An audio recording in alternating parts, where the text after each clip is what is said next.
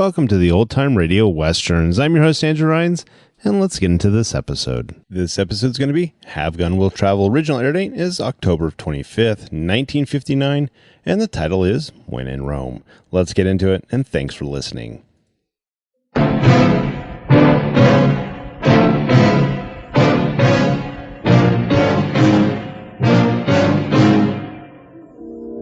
If you kill me because of the mistake I made, it won't save your husband's life.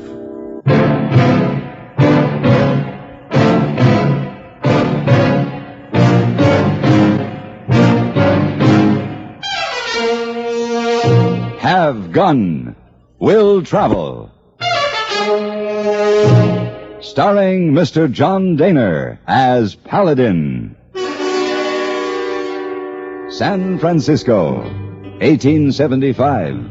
The Carlton Hotel, headquarters of the man called Paladin.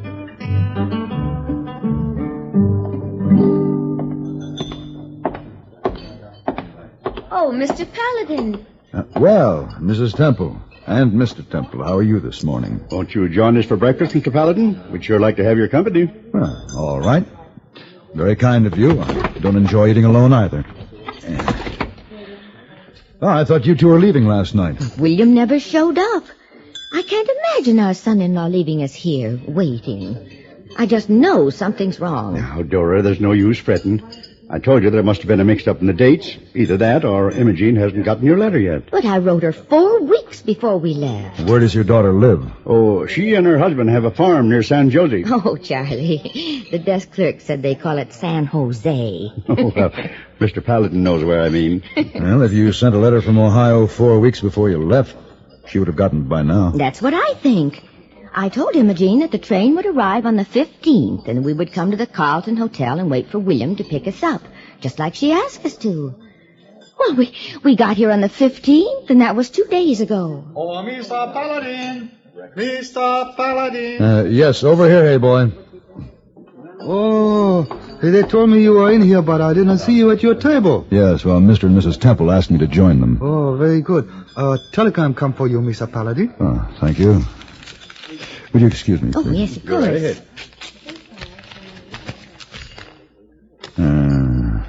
You want me to send answer, Mr. Paladin?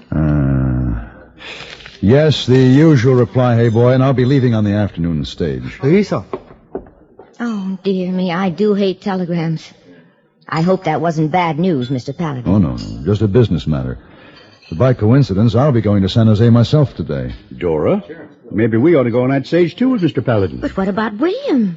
He comes here and finds us gone. Well, we can leave a message for him with the desk clerk. I am anxious to see Imogene. And as long as Mr. Paladin will be on the same stage, would you mind, Mr. Paladin? Oh, not at all. As a matter of fact, I'd enjoy your company. Dora? Well, all right. If William isn't here by the time the stage leaves, we'll go with Mr. Paladin. The telegram was from Sheriff Donovan in Salinas. It briefly stated, "The professor escaped, headed toward San Jose. $1,000 reward. Are you interested?" I was interested. A month before, the man they called the professor had killed an old friend of mine during a bank holdup in Salinas. Sheriff Donovan had captured him and was holding him for trial. Now somehow he had escaped. I had never seen the professor, but he was well known throughout the state as a daring hold-up man who always worked alone, and his ruthlessness was camouflaged by a suave appearance and polite manners. Mr. and Mrs. Temple's son-in-law had not come for them at the hotel, so they accompanied me on the stage to San Jose. I knew that I would have to see them safely to their daughter's ranch before I could start my search for the professor. You know, Mr. Paladin, I just can't get over how different you look. No? How's that, ma'am? Back at the hotel, you wore such fine clothes. But now, with that gun you're wearing, it's so frightening. Now, Dora. Well, when a man is away from the city, Mrs. Temple, he sometimes changes. Why? Oh, there's some mighty greedy men around these parts. And I'm sure you and Mr. Temple will never be bothered by people like that. I should hope not. What kind of business are you in, Mr. Paladin? Well, I have a card. Here. Perhaps this will explain. Oh, yes, I see. Let me see that, Charlie. Have gun, will travel. You just don't look like the same person we knew back at the hotel. Why are we stopping? Now, this is Midway Station. The driver will get some fresh horses here and give us a chance to stretch our legs. Oh, that's good. You folks can get out now and rest a spell. Yeah. How long will we be here? About 20 minutes. Charlie, Mr. Paladin must be one of those gunfighters. May I help you down, Mrs. Temple? Oh, why, yes. Why, thank you. Yeah. Phew. Mr. Temple? I guess I can make it all right. I ain't that old yet. Oh, Charlie, look at that sunset. We've never seen anything like that back in Ohio. Oh, my. Yes, that is pretty. Just go on inside if you like. Mr. Braley will have some coffee for Oh, you. that's just what I need. I have to take the horses out back. How much further is it to San Jose, Mr. Paladin? About 10 miles. Howdy. Come in and make yourselves at home. Oh, my. Nice and warm in here. Just the three of you on the stage? That's right. I'm Mr. Brady. Coffee pot's on the stove. I'll bring you some cups. Someplace I can wash up around here? Right through that door to the kitchen. You can't miss it. I'm going to try to get some of this dust off me. Do you want to wash up, Dora? No, you go ahead, Charlie. All right, I'll be right back.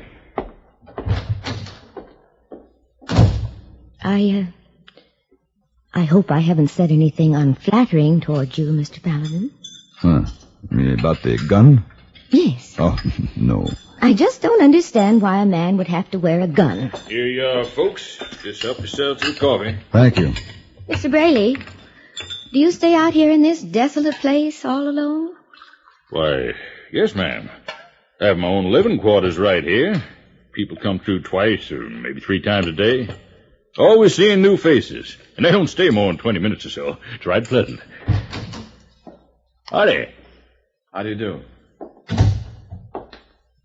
Something I can do for you, mister? I was looking for the stage driver. Well, he's out back with the horses. The stage is going to San Jose. If you want a ticket, I can sell you one. No, thank you. I'll be going in the other direction. Does this door lead to the back? No, just to the kitchen. If you want to see the driver, you'll have to go out front and around. No, that won't be necessary. Now that I have a good view of the front door, I can see him when he comes in. Oh! If you people will please put your hands above your heads. He had a gun under his coat. Do as he says, Mrs. Temple. You're a very sensible man, sir. And would I be correct in assuming that you are the man they call the professor? Quite correct. The professor? Who's he? He's one of those men I was telling you about earlier, Mrs. Temple. He makes his living by thieving and killing. That was a very harsh statement, sir. Well, what are you going to do with us? I assure you, madam, I have no intention of hurting you or either one of these gentlemen. I only want your money or any other valuables you might have on you. And I'll also take the agent's cash box. And then I will leave quietly. Dora, Charlie! Mr. Temple, get back in. You tricked me. Don't you do it, Professor. Mr. Temple. Mr. Temple. Is he? No. The bullet hit his shoulder, but I think the fall did more damage than the bullet. The professor is dead. Braley, we'll have to get a doctor for Mr. Temple. About 5 miles the nearest doctor. Well, can you bring him here? Why, sure. You can put Mr. Temple in my bed. It's in that room. I'll be back as soon as I can. Yeah, it was pretty fancy shooting, mister. Mr. Paladin, you shot my husband. I know, Mrs. Temple. It was a mistake. Mistake? I didn't mean to, Mrs. Temple. I'm sorry. I was trying to save his life as well as ours. That man wasn't going to shoot us. He said he wasn't. Mrs. Temple, he was going to shoot your husband. You saw that. No, I didn't see it. If you hadn't pulled that gun out, I don't think you would have tried to kill any of us. I believe that. You're one of those gunfighters we've heard about. You're a killer.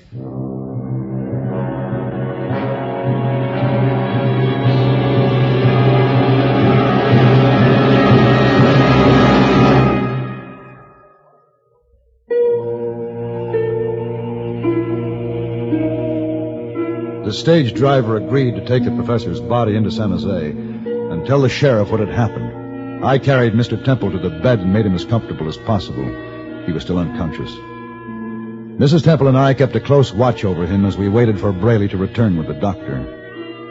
The one dim lantern in the room flickered over the still form of Charlie Temple lying in bed and his wife sitting in a chair beside him. As I paced the floor, I said a silent prayer for the life of this man who had been hit by a stray bullet from my gun. Mr. Paladin. Yes?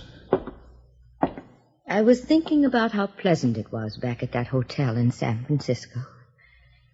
And how all of this wouldn't have happened if we hadn't come with you. Yes, I know, Mrs. Temple. I was thinking about that, too.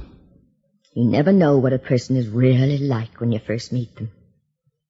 You've got to wait until they show themselves for what they really are. You're thinking about me? Yes. I'm sorry you feel that way. I've tried to explain. Mr. Paladin, I want you to do something for me. Yes, ma'am. If Charlie dies, I want you to kill me. Oh, you don't mean that. But I do. I'll pay you. I must be the most contemptible person you've ever known. Charlie always said that we would live to be 90 years old. And when we had to leave this earth, we would go together. It's something we've known for a long time. We'll always be together. We only have each other. Well, you have your daughter? Oh, no, she doesn't need me. A daughter never belongs to her mother. Imogene has her own life to lead and her own family. It doesn't include her mother. She doesn't need me. No. It isn't good to think this way, Mrs. Temple. You must think about your husband living, that he'll be all right. He isn't breathing anymore.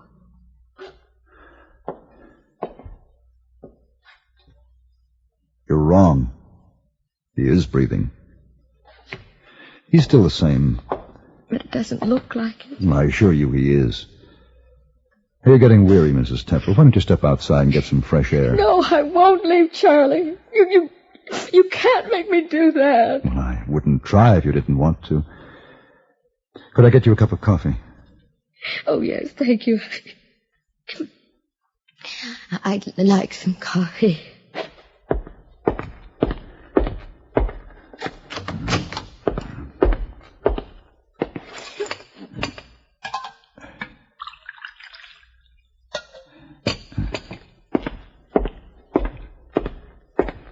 Here you are. Mrs. Temple. This rifle was hanging on the wall. If you killed me, would it make you feel better? Yes, it would. Why? Because you killed Charlie. He isn't dead, Mrs. Temple. You keep saying that, but it isn't true. Why don't you see for yourself? No, you're trying to fool me. If I turn away from you, you kill me. I thought that's what you wanted me to do. Dora. Charlie? Your husband is waking up, Mrs. Temple. Charlie! He's back in the bedroom, Doc. Oh, Mr. Paladin, this here is Dr. Joven. Doctor?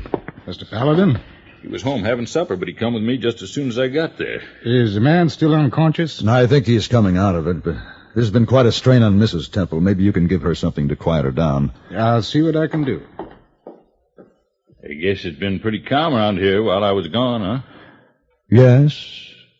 I suppose you could say that, Mr. Braley.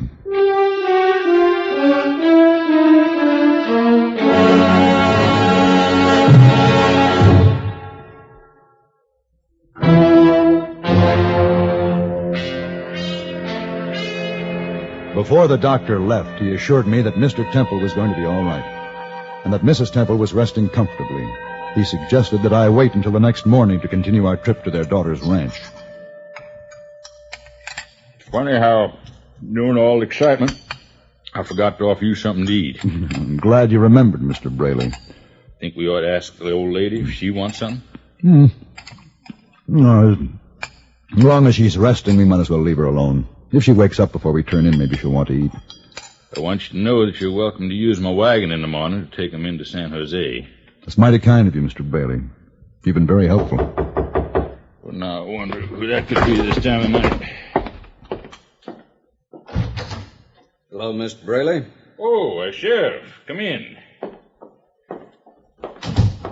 Miss Paladin, this is Sheriff Miller from San Jose.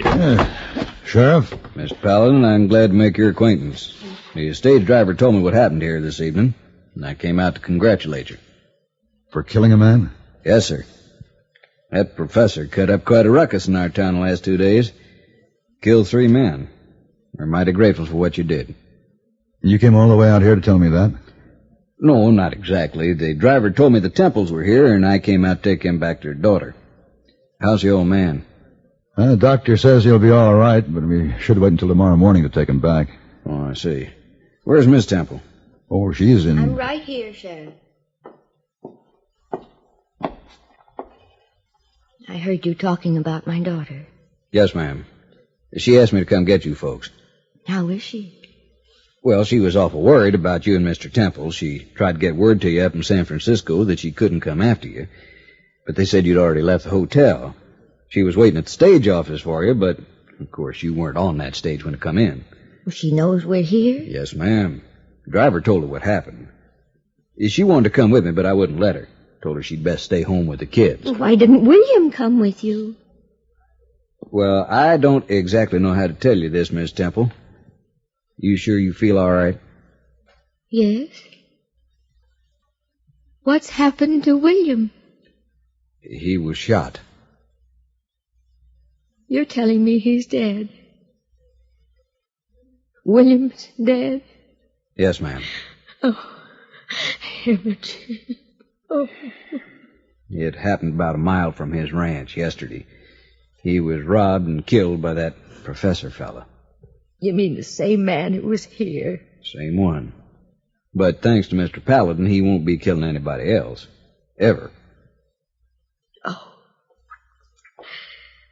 Sheriff, will you take us to my daughter now? Tonight? Why, yes, ma'am. If you think it'll be all right to move Mr. Temple. No, it's much better. It'll be all right. Imogen needs us. My daughter needs me. Mr. Paladin. Yes, ma'am. I owe you an apology. I behaved rather foolishly. Well, under the circumstances, Mrs. Temple, it was understandable. Would you come with us? I want my daughter to meet the man who saved our lives and avenged her husband's death.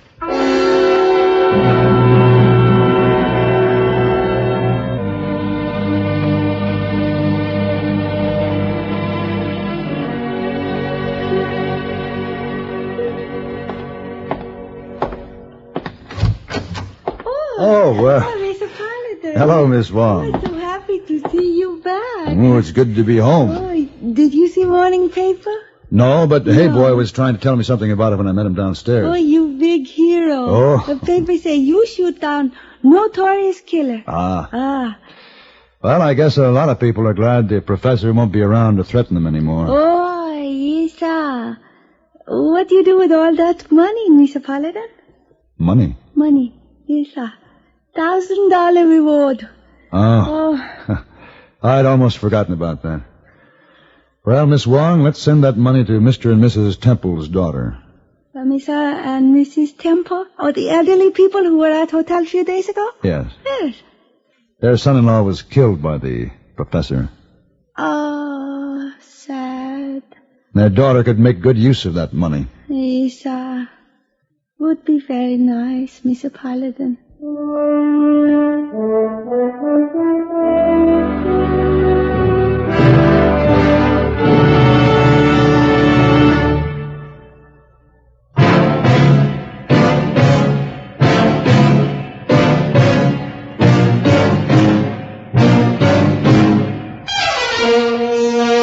Have Gun Will Travel. created by Herb Meadow and Sam Rolfe, is produced and directed in Hollywood by Frank Paris and stars John Dehner as Paladin, with Ben Wright as Heyboy and Virginia Gregg as Miss Wong. Tonight's story was specially written for Have Gun Will Travel by Mr. Paris. Featured in the cast were Ralph Moody, Barney Phillips, Harry Bartell, Olin Soule, and Lorene Tuttle. This is Hugh Douglas, inviting you to join us again next week when CBS Radio presents Have Gun Will Travel.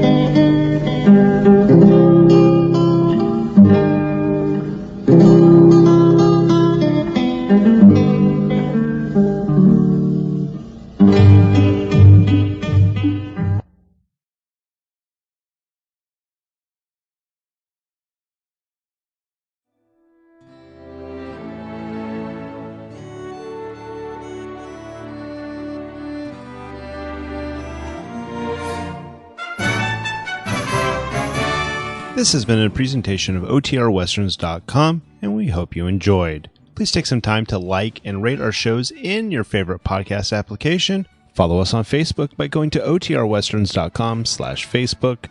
Join in the conversation by going to OTRWesterns.com/Discord. And don't forget to send us an email, podcast@OTRWesterns.com. This episode is copyright under the attribution, non-commercial, share alike copyright. For more information, go to OTRWesterns.com/copyright. Have a great day, and again, thanks for listening.